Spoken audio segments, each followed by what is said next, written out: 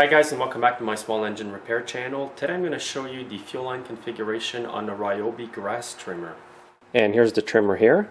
Now if you have a trimmer that looks exactly like this but it's not branded Ryobi, the fuel line configuration will be the same. Now to give you a better view of the fuel line configuration, I'm going to take off this plastic cover. All you have to do for this is remove the 4 screws. I've already loosened them off, and by the way, they're number T20 Torx screwdriver. I'm just going to line up the choke knob here to the opening. I'm going to take this off just so that it's easier to show you guys the configuration. So here's a quick overview. You can see there's a primer bulb and there's a few fuel lines going to the primer bulb and to the fuel tank. Now I'm going to start right over here. This fuel line here just goes in the fuel tank. There's no filter attached to it or anything inside the fuel tank. And it only sticks in the fuel tank approximately ½ an inch. That's all you need. That's to get the primer to work properly. And it simply goes on the bottom connector of the primer bulb. And now let's go to this second fuel line over here.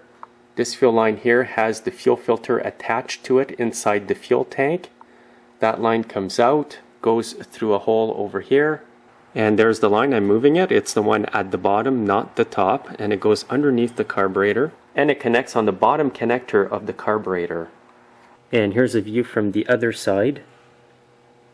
And now the last fuel line I need to show you where it goes is the one connected on the top connector of the primer bulb. As you can see, this fuel line is a bit smaller than the one below it. So it connects there, goes through a hole through the plastic shroud here.